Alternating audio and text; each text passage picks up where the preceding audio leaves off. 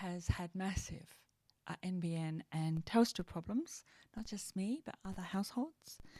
And we're now live streaming by the magic of 3G, sort of 4G, depending on what connection we can get.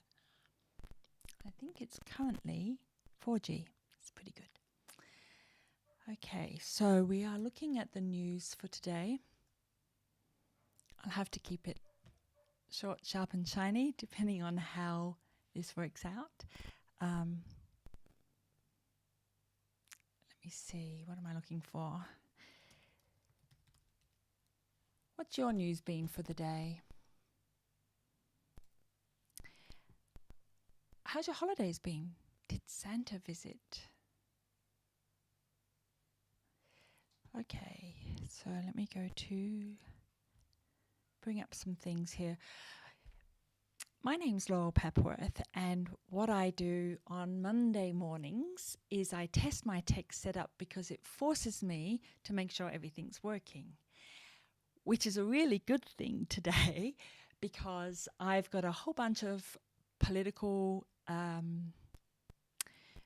working with politicians and press and media and all kinds of people in the next few weeks, and the issues with the Telstra/NBN, which have been pretty bad, have got worse. And I know we're the furthest distance from the NBN box that the telcos have ever seen and all this kind of stuff, but I can't afford to go into some sessions with a bouncy internets. So let's have a look and see what's going on. So yes, Monday I test all of that, and then on I check my tech setup. I work with you guys to see if you have any questions on what it is that you're interested in knowing more about. Plus, I realized I didn't have enough time to catch up on my social media news myself. So I'm using a social media monitoring dashboard, which I've got a few of them. Not social media monitoring dashboard, let's say RSS monitoring, because most social media monitoring dashboards don't do this kind of monitoring. They do me media monitoring. So we're going to do, the top 1,000 blogs, or in this case, I've brought up the social media news sections of traditional heritage media. How well do you know the memes? The Russian MPs, you don't need to see me. Let me hide me. Russian MPs backs bills enabling Moscow to block US social media. There's quite a big argument going on at the moment. Donald Trump would like Article, is it 207 or 217 or something, to be brought in, and it's been conflated with the Vets bill and the unemployment bill. The three have been put together in some way. And the discussion is whether Facebook and YouTube are responsible for user-generated content. That is, the content, the conversations, and the discussions that we have, that you and I have online. Do we make an American corporation responsible for censorship of the general population? Do we make them, in a sense, the media police, the thought police, the social media police? Do you want a Silicon Valley listed company to be in charge of cancel culture? And just so that you know, cancel culture in this sense means that there are large companies initiating the blocking of the right to exist of other companies.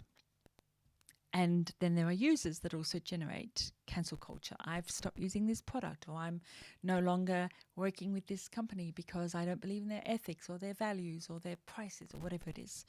So it's going to be interesting the more that government default position is to push everything onto American companies and make them responsible for what you and I say online. I'm not saying trolls should get away with bloody murder, but I think you should go after the trolls, not after the company, not after the platform. This would be the equivalent of suing Telstra because I said something you didn't like on a phone call, or suing Australia Post because I sent you a bag of poo through the post. Not that I would do that. Not sober anyway. If you're still seeing this and still hearing it, please let me know. I actually have had to turn off a lot of the services, including the chat service. I can see the chat. I can't stream the chat just because I'm trying to get through this with the minimum amount of issues. So, yeah. So weird. Oh, I already did that, didn't I? Yep, I know.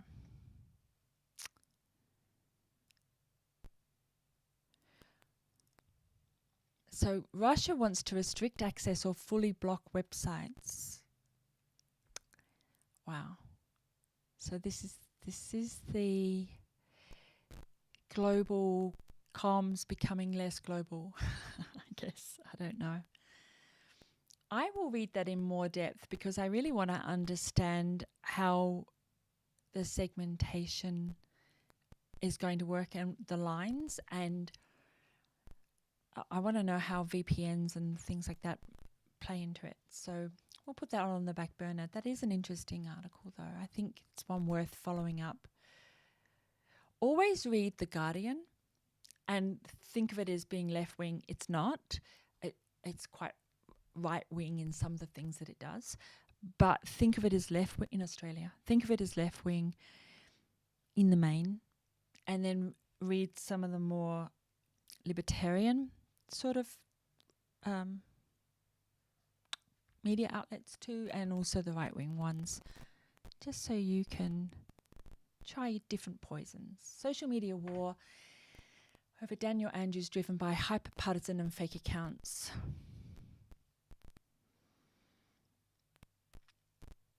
Oh, I was asked to comment on this. I might even be in the article.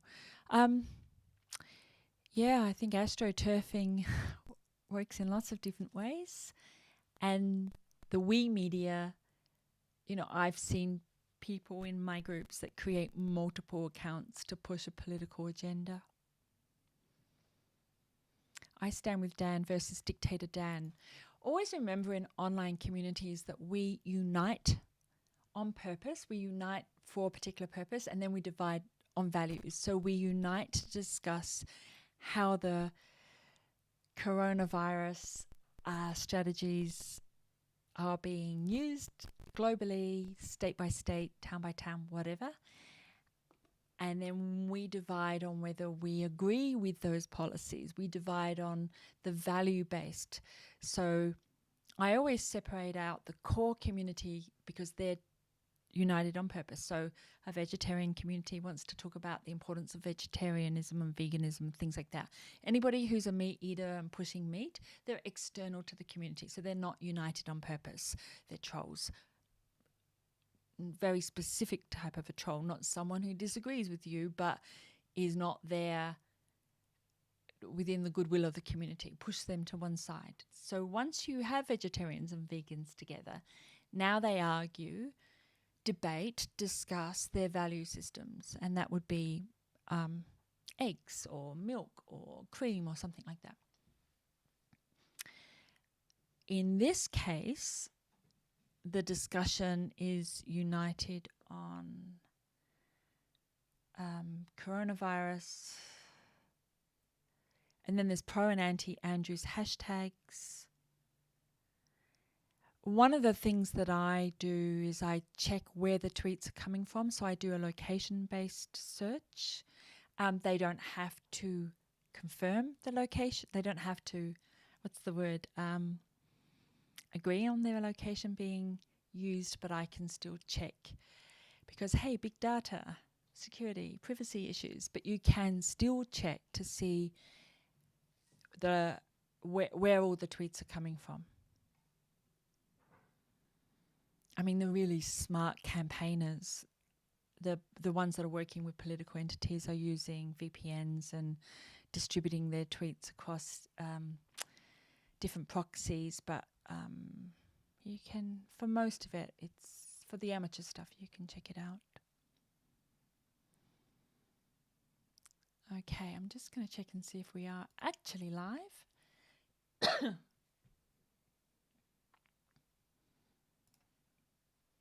Because you never know. Yes, we are. Goody. Still not sure what I'm doing about my Twitter streams. I think I might have to stream on YouTube and then link to it on Twitter. But if you've got any ideas, let me know. Excuse me.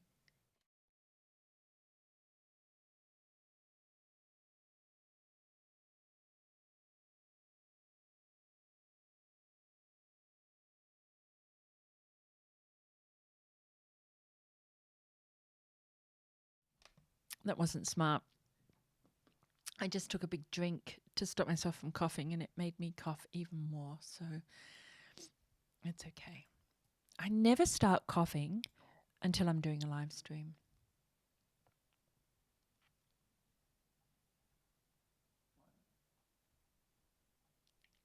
All right, what do we have here? Trolls and social media platforms face huge fines in Australia for failing to remove abuse material. You need to go after the people that are doing the abuse. Every time you ask an American company to act as censors of Australian citizens, then we have to comply by their paradigms, by their value systems.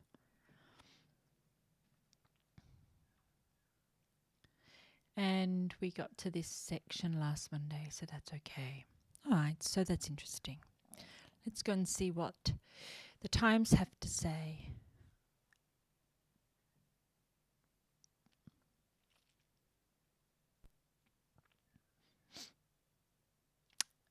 A high school student clearly made a slur and then has withdrawn from college. Oh, girl.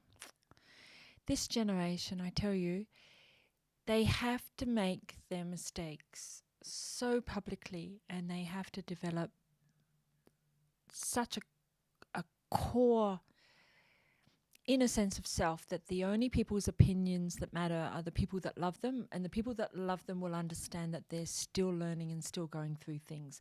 Look, if she was a hardcore KKK, she deserves everything, but I'm not going to go in and read it, but normally this is somebody saying something, repeating something or saying something that they've heard the people around them saying, and they learn their lessons in such a public way. Let me just bring up the what was the other thing I wanted to do today?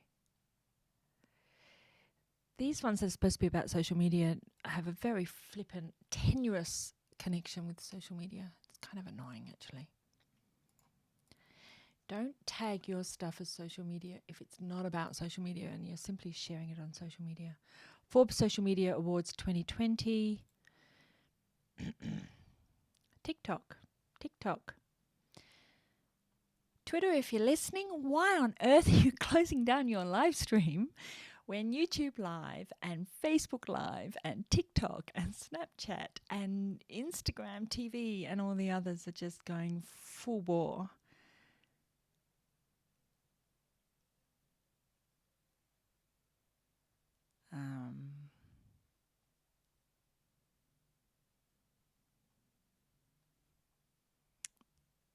Right, okay.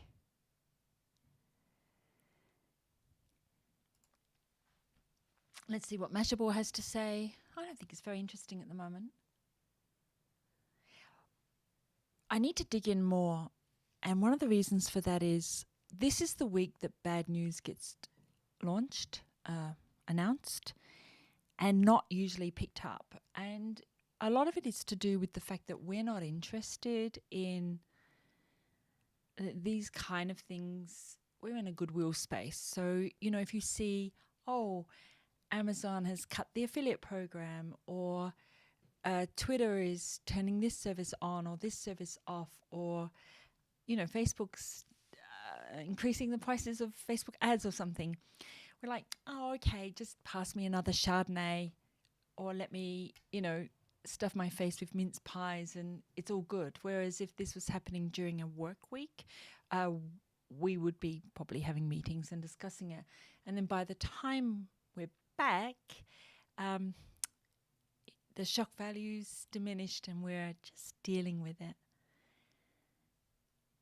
I'm not going to go into the YouTube one because I did check this morning and there's a lot of social media dumping. And dumping is where the social media platforms like Twitter and LinkedIn and Facebook, they take all their videos and they dump them. 1, 2, 3, 4, 5, 6, 7, 8, 9, 10, up to 20 or 30 of them, all within seconds of each other. And it just means that the news feeds are completely flooded and then they don't have any content for the next 3 months. So, hey, what's a content calendar? What's a content diary? And I find that frustrating. I do want to look at the not-for-profits. Again, could be quiet with them.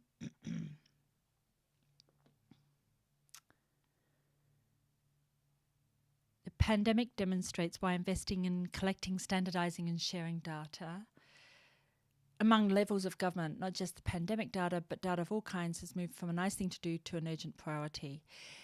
This is a concern. Privacy is a concern. And any time you think the government is doing any of this stuff just as being, trying to deal with terrorism or deal with a pandemic, always remember that your health data belongs to everybody. So if you, as an example, the UK NHS, which is their medical service, National Health Service, I guess it's like Medicare, sold the data to health insurance companies. Okay? So whenever you went to an oncologist or for an x-ray or biopsy or whatever, that data was given to your health insurance company. Look into Telstra data. There is a reason why Telstra wants to manage big data in health for government.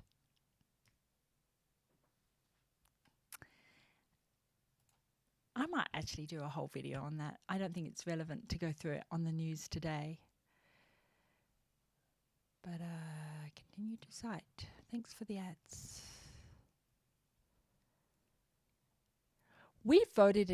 Australia voted against an Australia card. Why? Why? If you know, let me know. Or if you have an idea of why, let me know. Am I fighting an ongoing stream of, if I look at all the data sets within the algorithms, when I dig into the data research papers that are coming out and the patents and things like that, it's very clear the direction everything's going into. And I'm still going to fight to say the Privacy Commission needs to step up.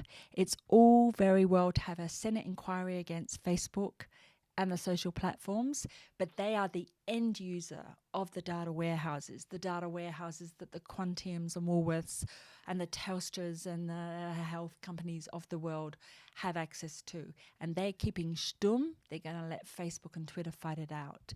If you ever see a major company coming out and backing Facebook, it's because they want access to that data too. And Facebook, at the end of the day, is pulling in the credit cards and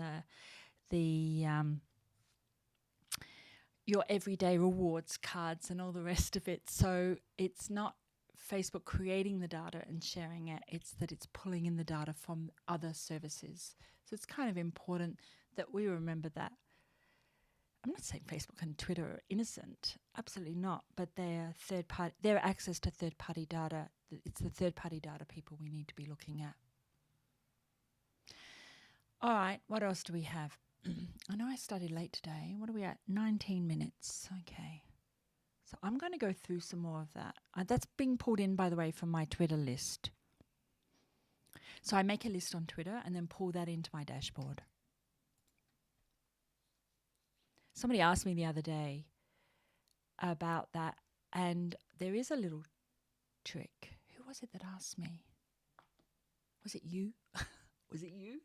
If it was you, I pointed. I was always taught not to point. I wonder if you can point on camera. Anyway, I'm being silly now. If it was you that asked me how to search for Twitter lists, I'm going to show you. I'll just bring it up on the screen. I need to go into my bookmarks. You don't need to see all that rubbish. Twitter list search. I hope this still works. Okay. So this is how you search for a Twitter list that you haven't created. Twitter doesn't give you, I don't think, ability to search for the list. I'm going to check that. This is one of the things that I like to do, is just advanced Twitter search. And then we'll go back to the other one. So in advanced Twitter search, if I'm looking for filters, engagement, dates, no. So there's no ability to search for a list on Twitter advanced search. There is by using Google search. So this is what we do. First of all, we make this much bigger because you guys can't see it. No, I know. So I'm reading a comment. I put in the keyword of the list. So government or education or edusocial or Ozpol or whatever, not Ozpol, Ozpol's a hashtag, whatever it could be a list, but whatever I'm interested in, media, PR, something. I put the keyword in there. So I'm searching for Twitter lists that have financial services in them. And then I search the site twitter.com. And then in URL, I need the word lists. And what that'll do, let's go to this first one, Thorsten Hahn, is it will take me to a Twitter URL that has the word lists in it, and then the secret number, which is not secret. This is a public, it only works for public lists. And then we have a Twitter list. I can see the 4 members that have been added to the list. Looks like only one of them is active. I can follow the list. If I go into the members, I can add the members to my own lists, and then I have a news feed, a curated news feed that's just from that Twitter list. So it's like a Facebook list when you get a group of business pages and add them to a Facebook list. Some tools, will allow you to bring lists in directly, and this is one of the reasons why I like the InnoReader one, is because I prefer a curated list. Look, there are people who are active within a space, but if they post up a lot of rubbish, I need to make sure that I'm adding people to the list that add value to that particular list. I might just follow people who are talking about that topic anyway, but I really want that list to be a quick, easy insight to what's going on. So this is your year-end fundraiser, so that would be in the content calendar to say near the end of the year, make sure we cover this. Additional ongoing topics like how to reach supporters or stakeholders through social media engagement. Campaign topics like saving elephants. And a lot of this is coming through the Facebook page for nonprofits. So as well as the list on Twitter, I also bring in Facebook pages that I'm not an admin of. And why does that look like mobile? Oh, because I changed the sizing around. There we go. Oh, that's the guy that does the outdoor pop-up barbershop for homeless. Yeah, I like his story. It's heartwarming. This would fit in nicely with a topic on voice, which we're not going to get into now, but I might bookmark it because I need to do a whole section, and I might do this on Thursday. No, it's New Year's Eve. And I need to get my Telstra NBN fixed. So we won't do one on Thursday, but the following Thursday. If you're just joining me, Mondays is live stream social media news. Thursdays is an actual tutorial. And I think what I'll do is I need to make a note. Otherwise, I'm digging through the videos looking for what I promised. Thursday next year, we're going to do something on voice. And I think I'll choose not-for-profits because there's such a wide variety of voice. I can't speak anymore. And the variety of voice is extremes. There's super intense, feel-good, positive news, upworthy, Insta-worthy, inspiration. What's it called? Inspirational stuff. So really positive news on one side. And then the other side of NFP voices is dark, terrible news, awful things that people are doing to each other and to the environment, to animals and things like that. So voice is absolutely critical in the NFP space because the value-based proposition is often emotional. And so, I might not get emotional about Coca-Cola, but I will get emotional about saving panda bears or whales or children in locked up cages and things like that. So voice and NFP is a really good, it's a good usage of explaining voice to use NFPs. Even if you're not with a non-profit, you might find it interesting because voice is such a key part of social media. It's the challenge is, how can I say this nicely? If you're tempted to just do coupons and click here and special offers, you won't get the kind of engagement that your competitors and industry partners and frenemies are getting with their much more vibrant, the semantic engines, it's the artificial intelligence part of the algorithm that looks at keyword, not just keyword analysis, but the sentiment part of keyword analysis, knows when a story is being told. So we need to talk about voice on social media. So we'll do that on the first Thursday in January. And yeah, okay. I can't put the comments up because I haven't got the API embed set up to work with this particular service. It's a secure thing. But anyway, no other questions? Oh, you want to know about voice? Yeah, we'll do voice. That's good. All right. So just a reminder, my name's Laurel Papworth, and I've actually built some little lower thirds and stuff that's going to come in my live streams, and I'll be testing that on you next Monday. And we'll do Thursday is the tutorials. They're at lunchtime, by the way. Is it 1 o'clock? I think it's 1 o'clock. I'd have to check. I'll put something up beforehand. And stay safe. No, I don't like saying stay safe. That's very trivial. Be smart. No, you're already smart. You're watching this, aren't you? Watch out for the other buggers out there. That's the most positive I can come up with. And during New Year's, alcohol makes us make silly decisions. So I'm going to stay home, drink alcohol, make silly decisions at home. And I will see you next year. Next year. I got news for you. I don't think next year is going to be as brilliant as everybody thinks. I think it's going to take a long time. It's going to take a long time for things.